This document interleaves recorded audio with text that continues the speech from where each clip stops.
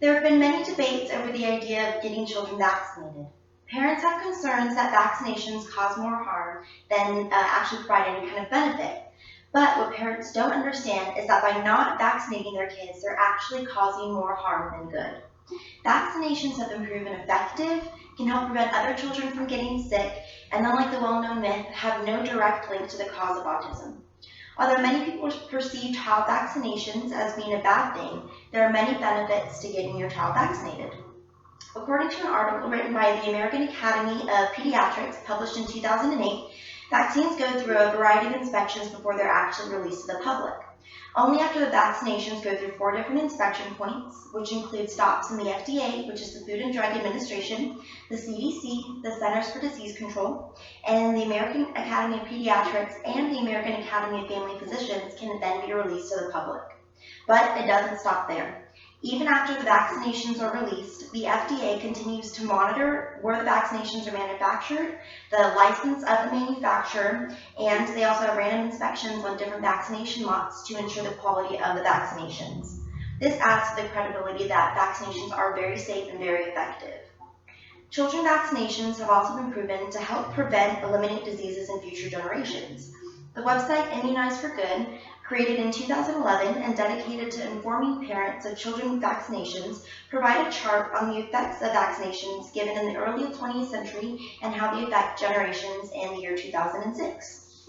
So we'll talk about the top 3 well-known diseases, which is measles, mumps, and smallpox. In the early 20th century, there were 503,282 cases of measles. By 2006, there were only 5 cases, which is a 99.6% decrease. For 20th century mumps, there were 152,209 cases, and by 2006, only 6,584 cases, which is a 95.7% decrease. And last but not least, smallpox.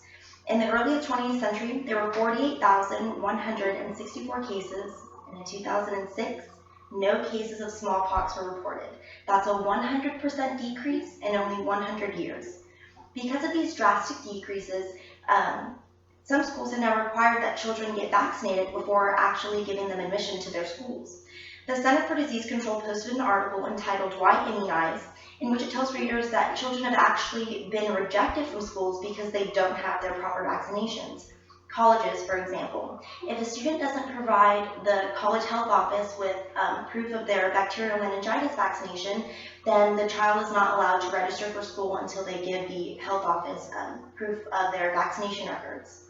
Schools wouldn't be putting these rules into effect if vaccinations harmed your child more than they actually benefited them.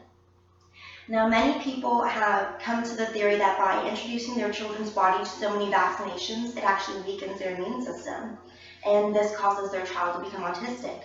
Although this theory has been proven untrue by Jeffrey Gerber, which was a writer published in the Oxford Journals August 14th of 2008. He describes the first connection between children vaccinations and autism. In 1998, a British gastroenterologist named Andrew Wakefield did a study on 8 children who developed autism 1 month after receiving their MMR vaccinations, which is measles, mumps, and rubella. He said that the vaccination caused intestinal inflammation, which allowed non-permissible peptides into the bloodstream, which then led to the brain and caused autism. But there were several errors with his study. There was no control subject, so no one could be absolutely positive that the children became autistic after their vaccinations, or was it that it was merely a coincidence? Second, the neurological data collection was never fully completed. And finally, recent studies have proven that peptides traveling from the bloodstream to the brain have never actually been discovered. So all of Wakefield's discoveries were faulty and most were untrue. In reality, no one really knows the direct cause of autism, and no one has been able to prove the direct link of child vaccinations to the cause of autism.